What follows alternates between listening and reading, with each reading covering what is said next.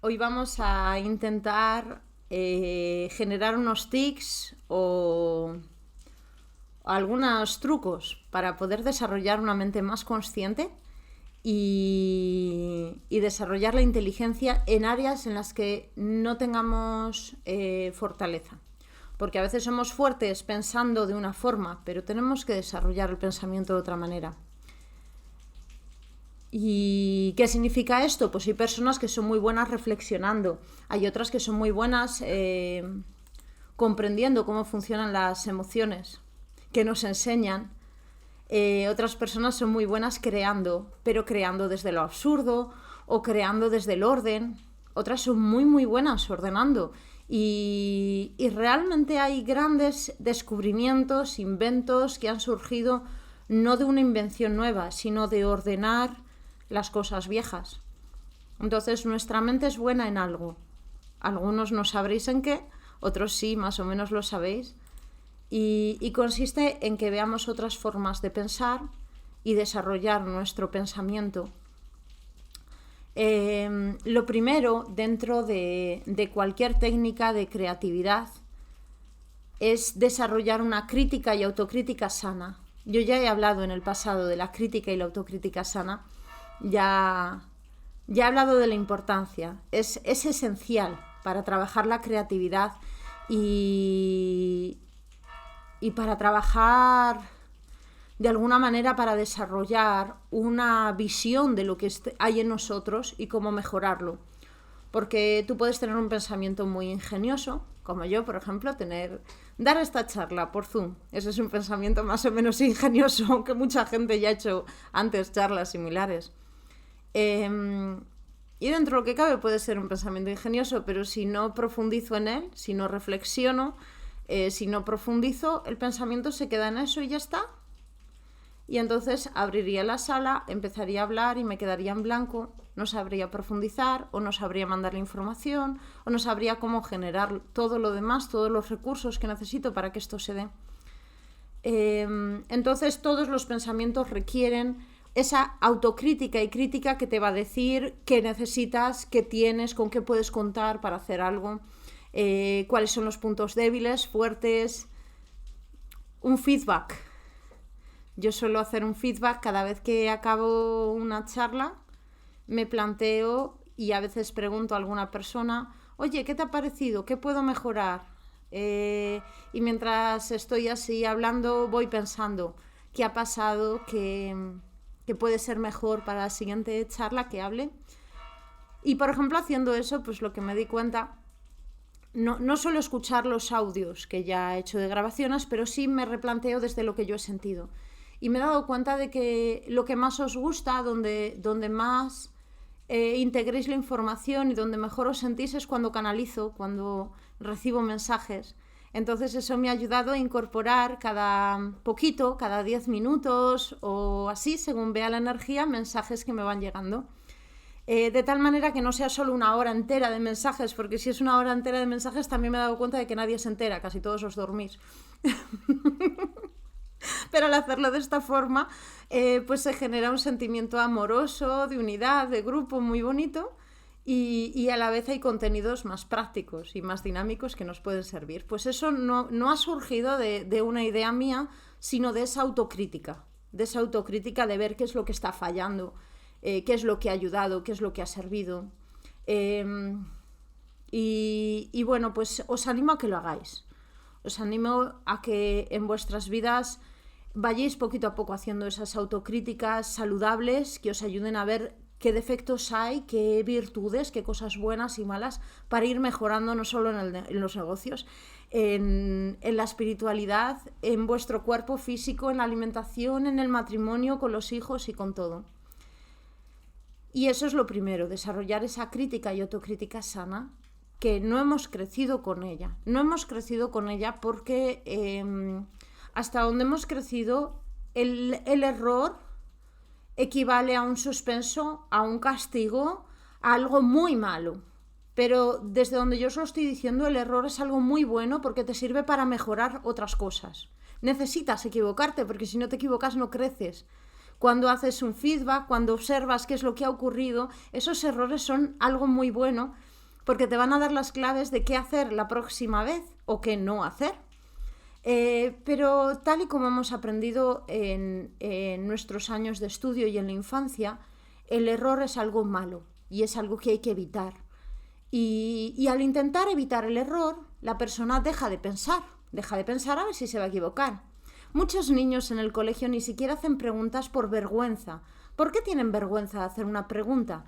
O de decirle al profesor que no han entendido la lección. Simplemente tienen vergüenza porque el error está penalizado. El error está mal visto. Y ellos lo saben. Desde muy tierna edad lo saben. Desde los 2 años, 1 año lo saben. Entienden el no de los padres. Entienden cuando el padre esconde algo y dice, esto no lo vas a usar nunca. No te subas ahí, eso no lo hagas, eso está mal. Entienden el castigo. Y entonces entienden que el error es algo malísimo. Y si no te equivocas, no vas a crear nada único y maravilloso. Tienes que ir a equivocarte, no tienes que ir a acertar, tienes que intentarlo. Intentarlo sabiendo que muy probablemente te equivoques. Y las primeras preguntas que los niños hacen a lo mejor no tienen ningún sentido, pero esas preguntas son esenciales para el desarrollo de su intelecto. Y posiblemente los primeros dibujos que haga un niño no sean perfectos. Pero yo suelo explicárselo así a los niños. Ellos hacen un dibujo y me dicen, me ha quedado bonito, me ha quedado feo. Y digo, un dibujo no es bonito o feo. Un dibujo es una representación de la realidad, no es la realidad. Cada dibujo es único. Hay dibujos donde los ojos son 2 puntitos, hay dibujos donde los ojos se ven maravillosos, hay dibujos donde todo es un garabato y no ves nada. No significa que sea más bonito o más feo, te puede gustar más o te puede gustar menos. Pero no existe el bien y el mal en el arte, ni en la música, ni en la inteligencia o la creatividad. Tampoco existe el bien o el mal. Él está bien, él está mal. Cada planteamiento puede llevarnos a preguntas que desconocemos. Incluso las preguntas más absurdas que podamos escuchar pueden servirnos para profundizar en nuevas formas de pensamiento. Entonces, esto es una de las cosas importantes a la hora de desarrollar una nueva forma de pensamiento. Es una autocrítica saludable que permita el error, que permita la equivocación, que dé cabida a hacerlo mal o lo que nosotros creemos que es mal, y no derrumbarnos, que no haya una emoción con respecto a que algo está mal, que no haya ninguna emoción. Un niño te viene con un dibujo y tú te pones triste y dices, oh, es un poco feo, ponle color, que está todo en blanco y negro. Pues ahí ya hay una emoción. Así que el niño piensa, integra que un dibujo si no tiene colores no es bonito. Y te viene un niño y te viene con un dibujo horrible, espantoso, y de esos que dan miedo. A lo mejor sale un perro escupiendo y una lagartija que parece el profesor o algo así, y entonces el profesor o la profesora le dice, ¡ay, qué bonito, qué bien que te has esforzado! Y qué de colores. Y esto también está muy mal. Está muy mal porque entonces el niño lo que integra es que ese dibujo es perfecto y ya no se esforzará más, ya intentará hacer lo mismo, ya no intentará algo nuevo. Hará exactamente el mismo dibujo de la misma manera.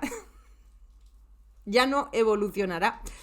Incluso si el niño te ve que a otro niño le dices qué dibujo más bonito, lo único que hará será intentar copiar el dibujo que le ha parecido bonito.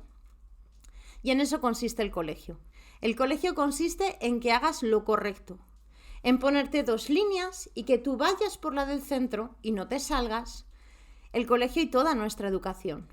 Entonces aprender a pensar es quitar esas 2 líneas, es apartarlas. Y tenemos que entender que consiste en que intentemos crear cosas que nadie ha creado, pensar cosas que nadie ha pensado o pensar por nosotros mismos desde nuestro punto de vista, pero no llegar a la conclusión que la otra persona ha llegado. Nuestra conclusión seguro que va a ser diferente. A lo mejor estamos intentando aprender algo de historia y lo que hallamos son deducciones matemáticas. No importa las deducciones que tengamos, son nuestras, son únicas y el objetivo es aprender a pensar eliminando ese error. Por otro lado, aparte de eliminar ese error, una de las cosas que es interesante eliminar son los conceptos, las verdades. Hay que romper con esa forma de pensamiento en la que nuestro cerebro es un cajón donde tú metes datos, como si fuese un ordenador personal, y metes datos en él. De esa forma es bueno quitarla completamente porque no nos sirve en la vida real. El ejemplo más sencillo pues es inglés. ¿Cuánta gente ha estudiado inglés como yo? Sabemos toda la gramática, un montón de vocabulario, pero somos incapaces de decir una sola frase. ¿Por qué? Pues porque el inglés nos lo han metido como si fuesen datos, como un libro entero. Y ahí tenemos el libro. Yo puedo leer libros de inglés, pero en el momento de dialogar no sale absolutamente nada. ¿Por qué no sale nada? Porque tengo todos esos datos aquí, no me sirven. Igual las matemáticas. Todo el mundo tiene los datos de las multiplicaciones, de las sumas, de las divisiones, pero a la hora de la verdad se encuentran con la necesidad de hacer una división sencilla o una multiplicación sencilla y se bloquean, se colapsan. ¿Por qué se colapsan? Porque tienen los datos, pero que tengan los datos no significa que tengan la capacidad de utilizarlos. Y ese es el problema de meter datos en nuestra cabeza. Ahí están los datos. Contaba en Telegram algo muy interesante. A nosotros nos meten datos y cuando nos meten datos al tiempo volvemos a ver el mismo dato y algo nosotros asiente y dice es cierto, lo sé porque está en mi mente ya. A lo mejor lo que te están diciendo no es una verdad para nada, es una mentira tremenda, pero como ya la tienes en tu mente, es como si grabaras sobre algo que ya está grabado, vuelves a grabar y ahí se queda. Y esta forma de pensamiento anula nuestra capacidad de reflexión, la anula completamente, llevándonos a simplemente repetir patrones, repetir esquemas tal vez más complejos, menos complejos, pero nos lleva a la imposibilidad de pensar por nosotros mismos o de utilizar la inteligencia. Entonces, quitando la sensación de que nos hemos equivocado, y quitando, o que equivocarnos es algo malo, y quitando la necesidad de tener datos en nuestra mente, de creer que los datos sirven para algo, vamos a poder utilizar el cerebro de otra manera. Vamos a poder utilizarlo de una forma más dinámica, más activa, más creativa, y a partir de ahí es muchísimo más fácil ir desarrollando otras áreas de pensamiento. Pero si tenemos estos bloqueos, si nuestra mente está llena de datos, o si nuestra mente cree que existe el error y que existe el acierto, y nuestra autocrítica es muy mala, entonces no vamos a poder pensar por nosotros mismos, no vamos a poder desarrollar las diferentes formas de pensamiento que existen. En la creatividad hubo un tiempo en que vieron que esto era un problema, descubrieron que era un problema cómo funcionan las empresas, los colegios y la vida, porque no había un pensamiento real, creativo, y llevábamos haciendo las mismas cosas durante muchos años y no había resultados. Entonces empezaron a desarrollar diferentes técnicas. Un creativo muy bueno en este aspecto fue Edward de Bono. Edward de Bono a mí me resulta bastante divertido. Algunas de las ocurrencias que tuvo, no puedo asegurar si son suyas, las plagió, pero realmente son buenos lo que él publicó. Y he podido tener la suerte de trabajar algunas de esas técnicas con grupos y funcionan muy bien, como por ejemplo los sombreros, donde cada sombrero habla de una personalidad y cada personalidad tiene una manera de pensar. Está la persona muy negativa, la persona muy segura de sí misma, la persona súper optimista, los sombreros de colores, sí. Y así tiene diferentes técnicas similares a estas que son muy divertidas y nos pueden ayudar a crear nuevas formas de pensamiento y a observar en cuáles estamos cómodos, en qué forma de pensamiento estamos más tranquilos. Que a lo mejor lo primero que decís es ¿y sobre qué pienso? Pues puedes pensar sobre todo, da lo mismo. Como si te pones a pensar qué vas a cocinar el día de hoy, pero en vez de pensarlo de una manera normal, a lo que se te ocurra o te venga a la mente o lo que tengas ganas, pues lo haces de una forma creativa. O lo haces de una forma diferente, pensando qué necesita mi cuerpo hoy, o qué actividades voy a hacer el día de hoy, qué alimentos necesito para esas actividades, o qué sobras tengo en la nevera y puedo aprovechar con una nueva receta, o qué cocinaría mi abuela. Diferentes formas de pensamiento que nos van a llevar a diferentes cosas en la vida. Y es bueno desarrollar todas esas formas de pensamiento en vez de llenar nuestra mente de datos y dejar de pensar por nosotros mismos y dejar de pensar por todo lo que nos rodea. Una de las técnicas que creo que es más importante en nuestra casa, sobre todo los padres, pero nosotros con nosotros mismos lo solemos hacer, es quitar el conductismo. El conductismo no sé cuándo se inventó, ahora mismo me queda en blanco, 1800 tal vez a finales. Es una forma de educación copiada de cómo se han criado al ganado, tal cual se domestican a los perros. Y es la técnica que se utiliza en el colegio, y es la técnica que se utiliza en casa y que utilizaron con nosotros. Se trata de domesticar, de cambiar la conducta. Entonces esto está muy bien, da muy buenos resultados para personas que tienen problemas de conducta muy graves, pero también es peligroso porque lo que haces es anular todo pensamiento que se salga de lo correcto y lo incorrecto, enseñar a la persona que hay comportamientos que están mal, que debe de refinarse, que debe de arreglarse, que algo en su interior no está correcto y que tiene que ir según la norma que impone la persona que realiza estas pautas. También os digo que lo hacemos con nosotros mismos cuando nos damos premios y castigos. Lo he visto sobre todo en personas que intentan cambiar su cuerpo o que intentan trabajar la autoestima, pues desarrollan pequeños premios, pequeños castigos y pequeñas formas que son muy similares a las que pudiéramos ver en el conductismo. También se plantean retos y dicen, pues esta semana tengo que hacer estas cosas, si las hago tendré un premio. Eso es conductismo. Si cumplo todo lo que está en la agenda tendré un premio. Y entonces la persona está ansiosa por lograr el premio.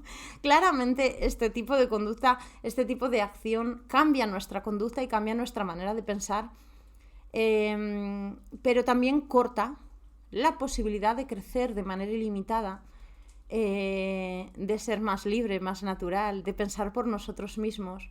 No arregla el problema de base que generó el conflicto en la conducta o el conflicto en el pensamiento, pero sí arrastra un montón de problemas relacionados con la sensación de que puede haber un bien, un mal. Luego hay una forma más conductual basada en los modelos, donde tú imitas a otras personas, buscas un modelo que te parezca más atractivo, que te guste, cómo piensa, cómo es, y lo intentas imitar. Y esta manera, aunque es más sutil, tampoco creo que sea 100% correcta a la hora de aprender a pensar por nosotros mismos, porque lo que vamos a hacer va a ser crear moldes e intentar entrar dentro de ellos y convertirnos en esos moldes. Se utiliza muchísimo en el campo empresarial, en todas las finanzas, en la medicina, en la educación. Sabes que lo que la otra persona hizo funcionó, entonces vas a hacer lo mismo, de la misma manera. Tal vez eso funcione, sí, pero no te sirve para ser un buen pedagogo, ni un buen médico, ni un buen profesional. Te sirve para ser una copia de algo que en un momento funcionó.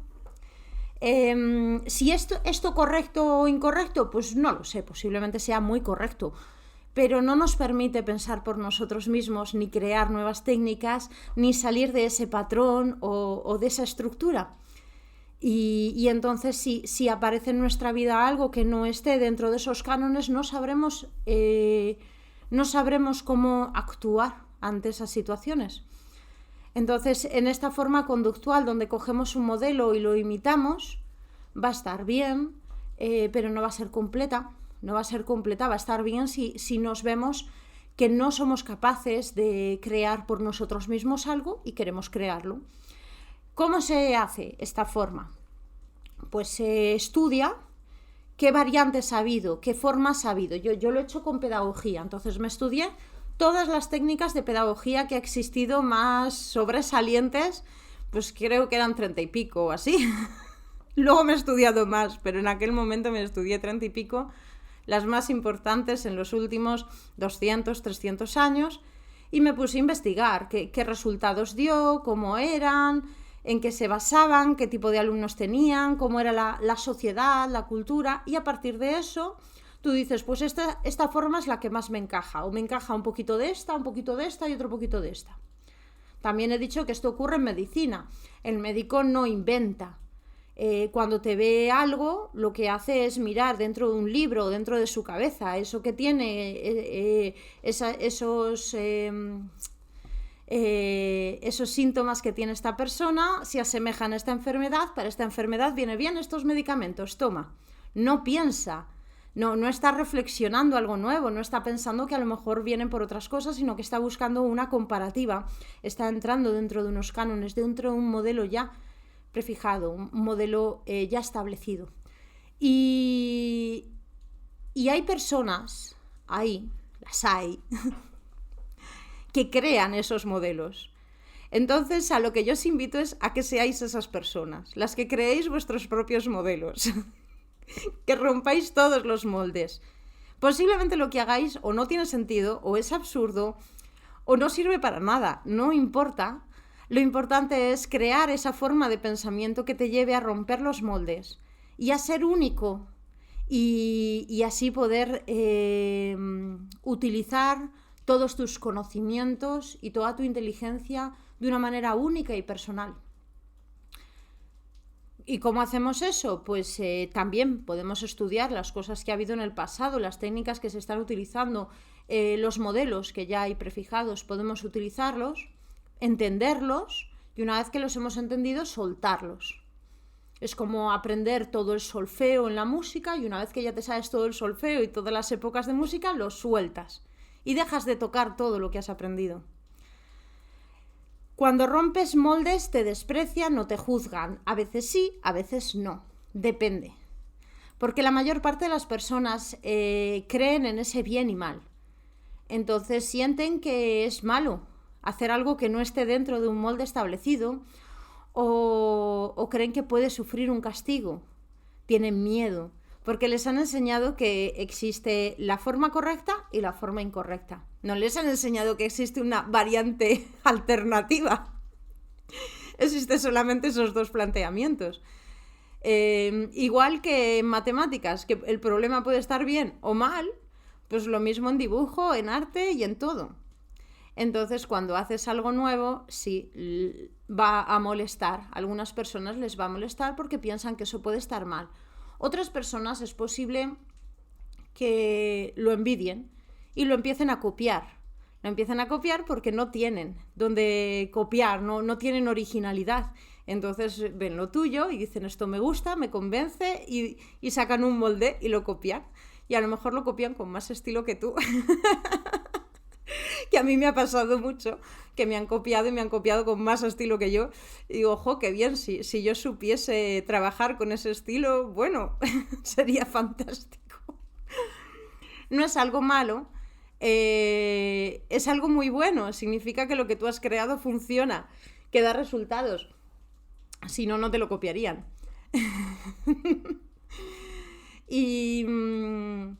Y puede ser que intenten cerrarte el paso. No nos importa eso. Lo que es más importante es que aprendamos a pensar. Que aprendamos a pensar de una manera única, nueva, personal, que nos sirva para crecer, para cambiar los aspectos de nuestra vida. Podemos poner un ejemplo, un divorcio. Seguro que algunas personas aquí os habéis divorciado o habéis estado cerca de un divorcio o entonces sois muy raros, ¿eh? Creo que hemos visto en todas partes y en casi todas las familias alguna forma de divorcio. ¿Cómo se maneja ese divorcio? Es lo mismo. cómo actuamos, qué sentimos, cómo respondemos ante ello, cómo salimos de esa situación de crisis, pues también tiene que ver con esto. Incluso si el divorcio es de nuestros padres o el divorcio es de hermanos, de familiares, también tenemos que descubrir cómo vamos a reaccionar ante ello. Lo mismo cuando una persona fallece, cómo entendemos la muerte, cómo actuamos ante esa muerte, cómo reaccionamos, qué podemos sacar de ello, qué podemos aprender. Pues eso también tiene que ver con nuestra manera de pensar. Y hay unos moldes que funcionan. Realmente cuando hay un fallecido funciona muy bien guardar un luto, poner cara triste, aunque te alegres de que la persona haya muerto, ir donde toda la familia y decirle os acompaño en el sentimiento, sí, y quedarte en silencio para no meter la pata. Funciona muy bien, pero a lo mejor pues te viene bien utilizar la mente y observar y ves que a lo mejor pues la persona que falleció dejó una hija que está muy triste y te da por poner música a esa persona para que esté alegre o decirle unas palabras divertidas o contar un chiste en el funeral, hacer algo diferente, regalar flores en vez de al difunto a la familia para que tengan alegría en sus casas después de lo que han vivido. Y son maneras de pensar nuevas, nadie se le ha ocurrido.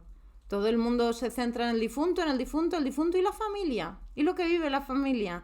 Y no ponerles cara triste a la familia, sino ayudarles a que salgan de esa situación, que canten, que salgan a la calle, que invitarles a casa para que no estén en su casa con todos los recuerdos que hay allí. Pues ese tipo de pensamientos son nuevos, no hay un molde para ellos, no hay algo que podamos copiar. Y esta manera de pensar nos sirve para eso. Aunque yo esté hablando de negocios, de educación, de aspectos que a lo mejor algunos de vosotros se os escapan porque no los vais a necesitar en vuestra vida. No porque no sean útiles o porque no seáis capaces, sino porque no los vais a utilizar. Pero sí los vais a utilizar una inteligencia más creativa, más despierta, para poder actuar de una forma original, fresca en la vida. Igual que lo haría un niño. ¿Y qué resultados nos va a dar eso? Pues nos va a dar de resultados no cargar tanto karma ni tanto sufrimiento por tomar malas decisiones, por repetir lo que ya hay en el pasado. Aprender a pensar de una manera nueva. Y ante la reflexión, ante el pensamiento, pues estas cosas quería decir. Era muy, muy sencillo. Voy a dejar ahora un tiempo para que me hagáis preguntas y luego voy a entrar en un tema del karma. Y voy a explicar algo más del karma que creo que puede ser importante. Luego, si me da tiempo, pues explicaré ejercicios con niños para que desarrollen mejor un pensamiento creativo. No tan creativo como que quieran saltar la tapia del vecino para escaparse de casa mientras dais una charla muy seria por internet, pero sí suficiente creativo como para que tengan ideas nuevas. Así que, ¿qué me queréis preguntar? ¿En qué os sentís atascados mentalmente? ¿Cuál es vuestro miedo o vergüenza a fracasar en la mente?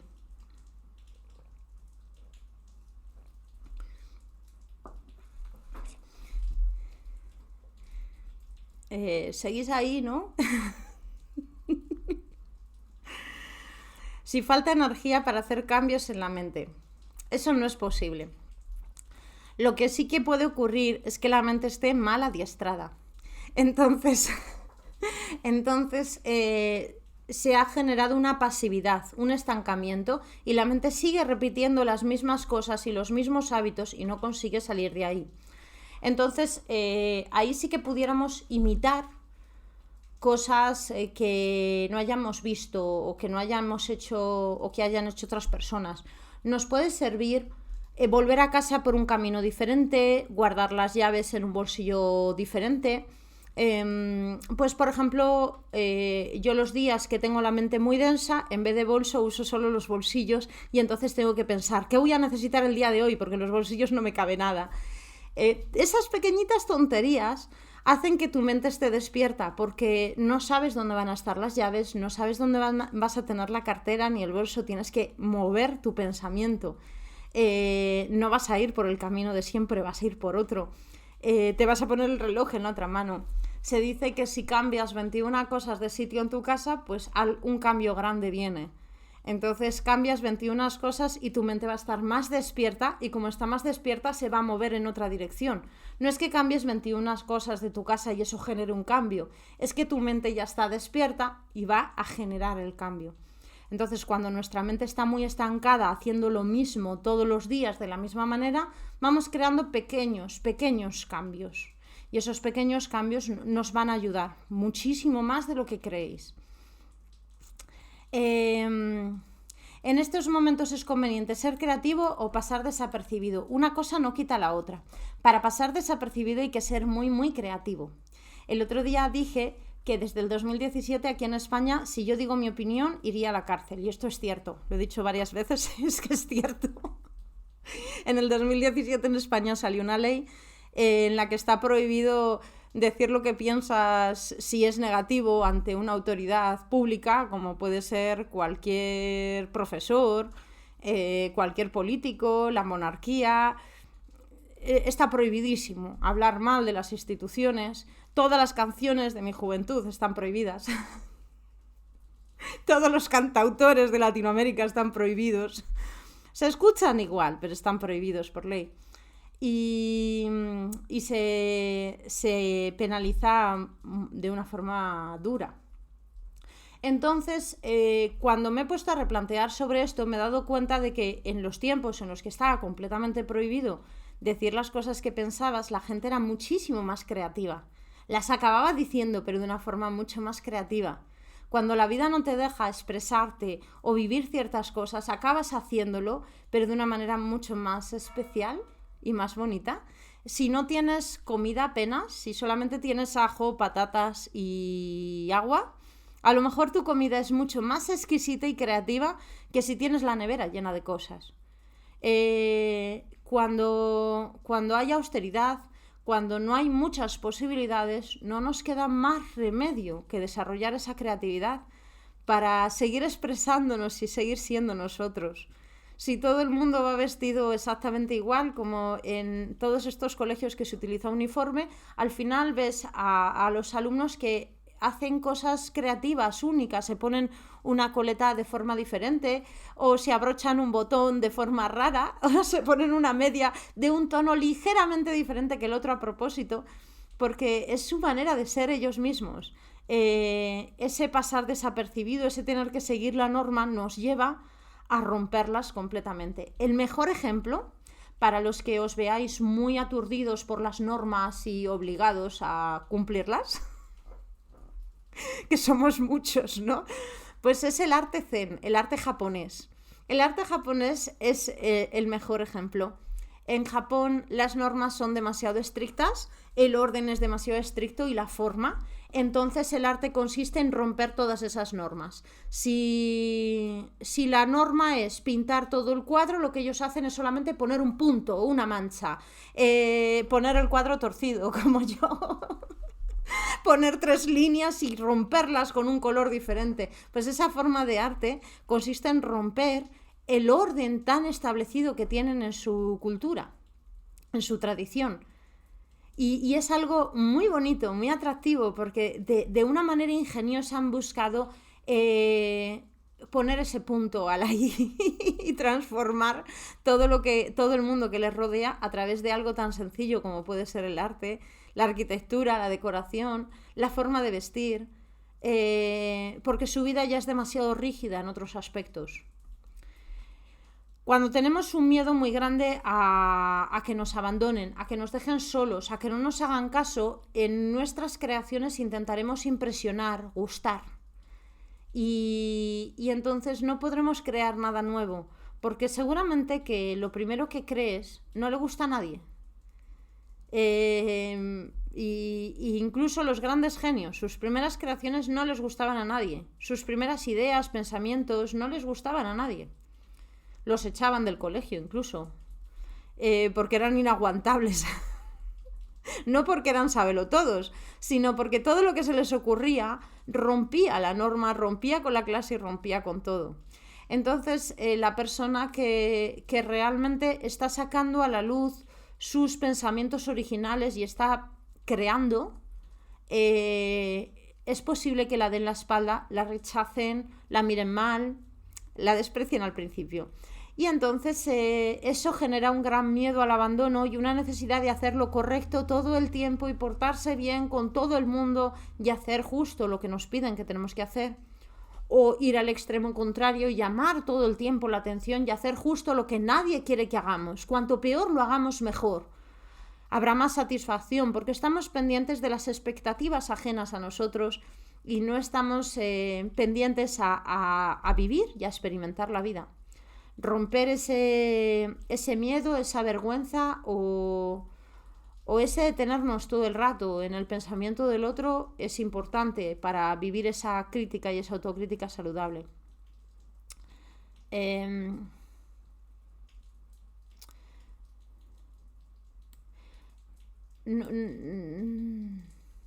Sí, Doya, la pregunta no la entiendo para nada. No la entiendo. No sé si estoy yo atascada, pero no la entiendo. Tienes que hacerla de nuevo. Mudarse, moverse, sí puede ayudar a fluir en la creatividad. Sí que puede ayudar, cada cambio que tengamos. Igual que he dicho que si cambiamos 21 cosas de sitios, nuestra mente estará más despierta y nos llevará a ser más creativos, pues si nos mudamos vamos a cambiar más de 21 cosas. Pero hay personas que se mudan y van a la nueva casa y colocan todo de la misma manera y hacen las cosas de la misma manera. Lo ideal es aprovechar cada uno de los cambios. El cambio no tiene por qué ser un cambio de casa, puede ser un cambio de vestimenta o un cambio en la manera de comer. Da lo mismo, la cosa es utilizar nuestra creatividad. ¿A qué se debe que la información la tienes en la mente y no puedes expresarlo y te bloqueas? Puede deberse a muchísimas cosas. El conducto de mente-boca está como cortado y la información se queda en el camino. Puede deberse a muchas cosas. La que a mí me suele ocurrir, sobre todo con las palabras, es que me llega demasiada información a la vez. Y es una locura, porque a veces me llegan 3 palabras a la vez que no son sinónimas o 3 frases a la vez que van a significar lo mismo y me quedo bloqueada, no sé decir ninguna. Me quedo en blanco como si fuese tonta, torpe, no puedo llegar a la información. Sé que la información está ahí en mi mente, pero no puedo elegir entre todas las variantes y ni siquiera soy capaz de ver las variantes.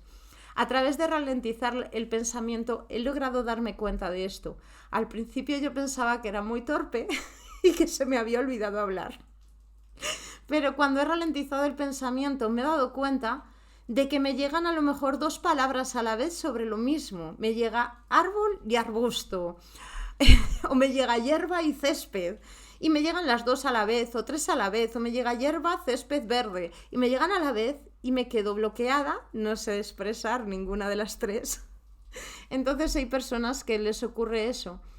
Conectan con el pensamiento y con mucha información a la vez, y generan formas de autismo. Luego les cuesta relacionarse con el mundo, no saben comunicarse, se vuelven más raras en la comunicación.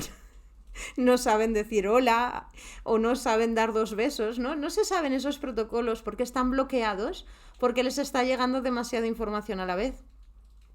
Entonces ves a una persona y no sabes si le tienes que dar la mano, si le tienes que dar 2 besos, si te tienes que quedar quieto, si te va a mirar, si te va a juzgar, no sabes nada y te quedas así, paralizado ante esa persona, en blanco, sin saber actuar.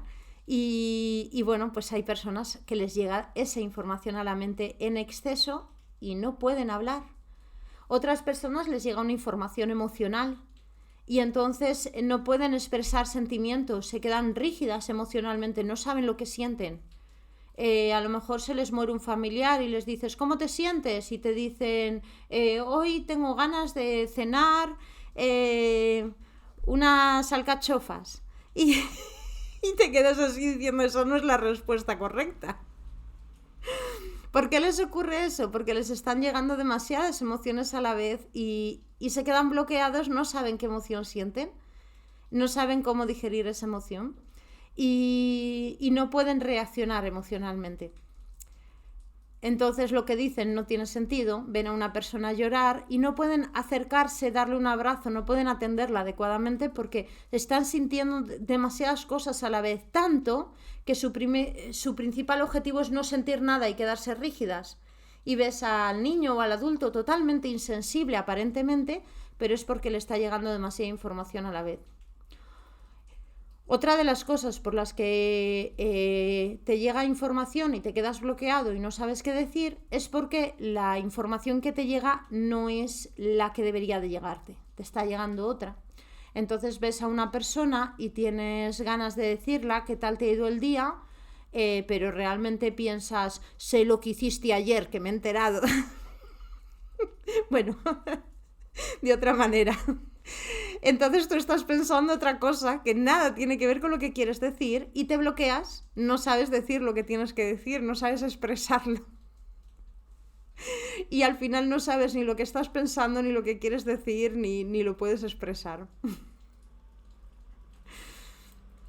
Tener más lucidez, originalidad, aísla de los demás, depende de la persona y su manera de ser, pero no tiene por qué. Tener más lucidez puede ayudarte a relacionarte si lo utilizas en ese sentido. La inteligencia la tienes que utilizar. Depende de para qué la utilices, te servirá. Si la utilizas para las ciencias, pues serás un gran científico, pero a lo mejor no te llevas bien con nadie. Si la utilizas para las relaciones, te comunicarás muy bien, pero a lo mejor no sabes nada de otras cosas, otros campos. La inteligencia sirve para utilizarla, es una herramienta. Entonces, no te va a servir más para un tema u otro. Tú la tendrás que utilizar en un tema u otro.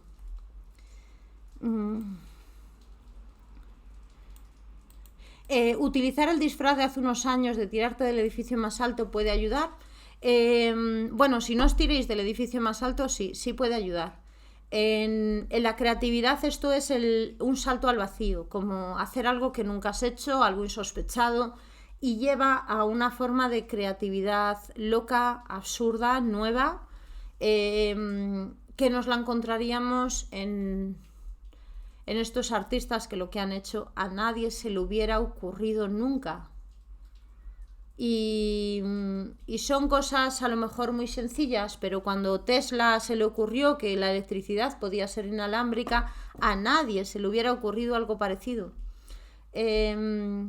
Lo mismo a la persona que se le ocurrió que pudiera existir un micrófono, a nadie antes se le hubiera ocurrido. A partir del primer taquígrafo empezó a haber otras formas, otras variantes. Pero tirarte de ese edificio más alto, hacer la locura, pensar lo absurdo, lo único, lo raro, te va a llevar a cosas que son increíbles y que a nadie se le pasaría por la cabeza. Son ingenios. Desde mi punto de vista es lo que hace al humano, es lo que determina qué es un humano. Y me he sentido apenada cuando yo creo que tendría 14 años o 15, cuando me di cuenta de que yo no sería del todo humana, soy más animal que humana. Porque me guían más mis instintos y mi cuerpo, mis emociones, que ese intelecto capaz de crear algo único, original. Pero las 4, 5, 10 personas en la historia que han creado algo que nadie más ha creado, que han vivido la vida de una manera que nadie más la ha vivido, generan aperturas, generan cosas, caminos nuevos, que luego todos seguimos. Y se han lanzado del vacío, claro, se han lanzado al vacío.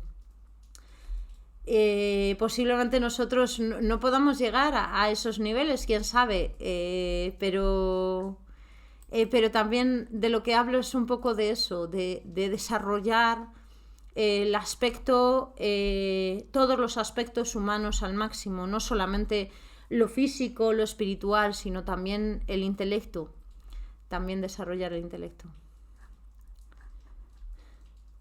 Cuando tienes una personalidad muy rígida, puede ser por falta de creatividad o viceversa.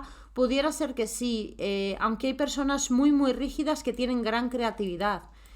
Normalmente la rigidez mental de una persona, de los valores, de la estructura que tiene es por el miedo que tiene a equivocarse. Entonces puede ser que esa persona ya haya tenido una creatividad o una mente muy, muy despierta, pero como le ha funcionado ahí se ha quedado estancado. O sea, no tiene por qué ser durante toda la vida esa personalidad rígida. Puede ser un momento para protegerse o para defenderse.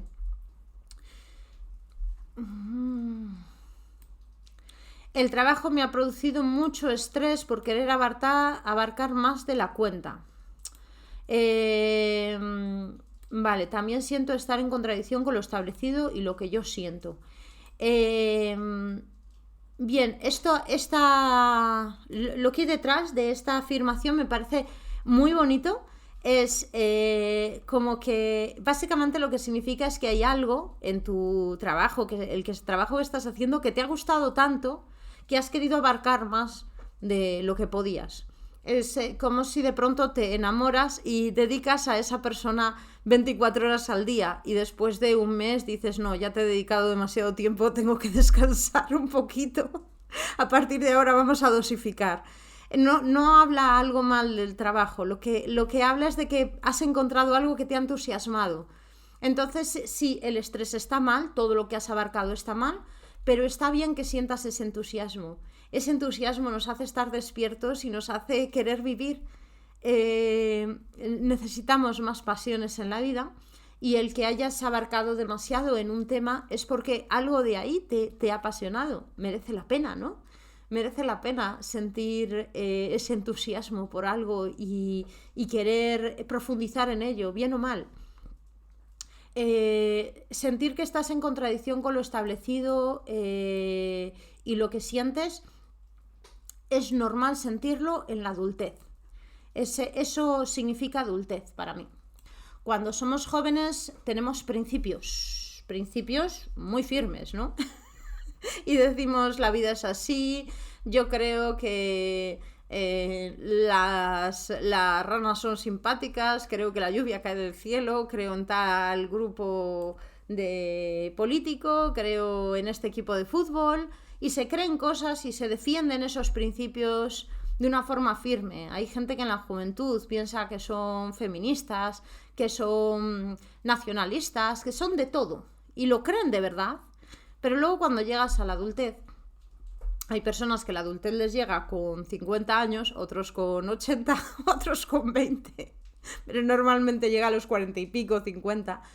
Ya te das cuenta de que esos principios no. Que a lo mejor sí están bien y te gustaría tenerlos, pero que no los tienes, que a veces no los cumples, porque a veces ese equipo de fútbol pasas de él o ya has votado a demasiados partidos políticos o ya no crees en el nacionalismo o ya no crees en las cosas que creías. Y entonces empieza una contradicción, de repente te sientes que no eres fiel a esos principios y te sientes mal contigo misma y con la vida que has llevado, porque la vida que has llevado no coincide con lo que tú eres. Coincide con tus principios, pero no coincide con lo que tú eres.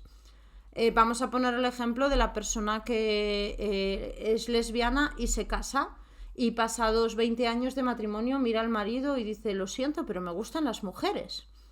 Y esa persona era monógama, creía en el matrimonio, creía lo que estaba viviendo, pero de pronto se da cuenta de que no, de que eso no funciona y no va a ninguna parte. Y se le derrumba la vida, los principios, lo que siente, lo que ha creído durante siempre, todo se derrumba. Y entonces cada vez que se nos derrumba, cada vez que sentimos que algo está ocurriendo en contra de lo que sentimos y de lo que ocurre, puede ser un paso hacia una adultez, una honestidad con nosotros, la necesidad de encontrar esa honestidad. No solamente porque demos pasos que digas esto es lo que siento que no tengo que hacer, sino porque dices es que tengo que encontrar qué es lo que quiero hacer. Tengo que encontrar cuál es mi verdadero camino.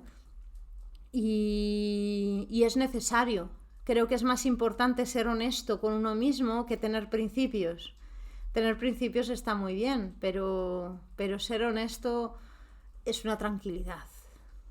Es una tranquilidad. Cuando eres honesto ya dices, vale, me ocurre esto, soy así, me encantan esta cosa o me gustaría vivir de esta manera y entonces ya puedes cambiarlo, remediarlo, transformarlo, pero hasta ese momento vivimos en una hipocresía muchas veces.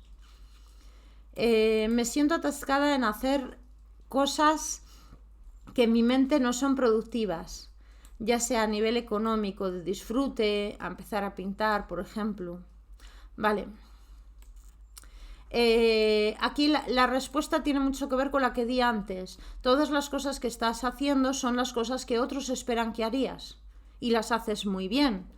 Seguramente que llevas años actuando para que el mundo te acoja con cariño, te quieran, te abracen, te acepten.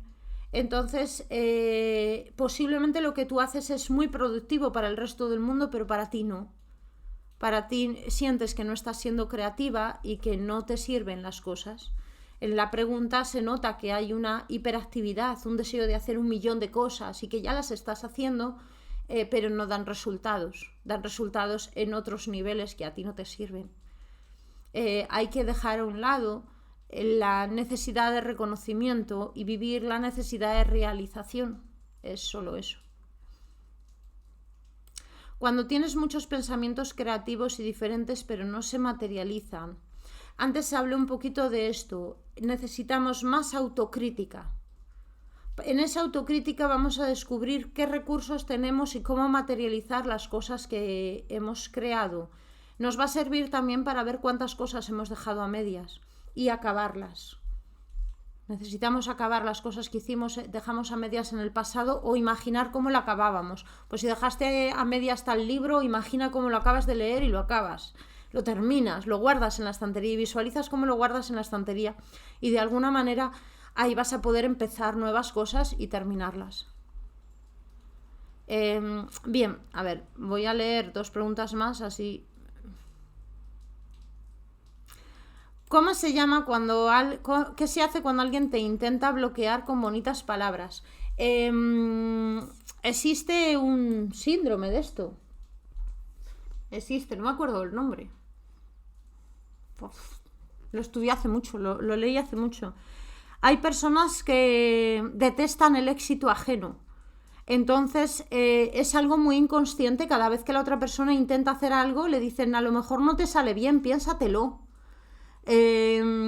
Sufren, esas personas sufren por dentro porque no se dan cuenta de que tienen miedo del éxito ajeno y intentan sabotearlo, criticarlo. Cada vez que alguien hace algo bonito, nuevo, original, lo critican y lo bloquean o intentan cerrar a esa persona para que no lo haga. Creo que es importante acercarnos a aquellas personas que nos dicen inténtalo, hazlo, no que nos limitan, no que nos cierran, sino aquellas que sí, que nos animan. Si queremos hacer algo, nos dicen pues adelante si lo quieres hacer. Pues a lo mejor la persona, la idea que tiene es malísima y tú ves que la idea que tiene es malísima y le vas a decir, adelante, inténtalo. ¿Pero por qué le dices adelante, inténtalo? Porque ha salido de su corazón, de su centro. Puede que sea parte de su destino, puede que no, no importa. Pero si tenemos una idea es maravilloso llevarla a cabo. Y luego a lo mejor desmoronarnos y decir me he equivocado, pero mañana volveré a intentarlo. Pero no parar los pies antes de que la otra persona empiece. Es un hábito que genera karma. Luego voy a hablar de ello y vamos a ver de dónde sale ese karma. Vamos a ver de dónde sale. ¿Cómo se puede desatascar el habla fluidamente y ralentizar la mente? Hay que trabajar las emociones, la meditación y sale solo. ¿Preparas un sanga físico? Sí. Bien, vale, pues vamos a empezar voy a cerrar la parte de la mente para empezar con la parte del karma.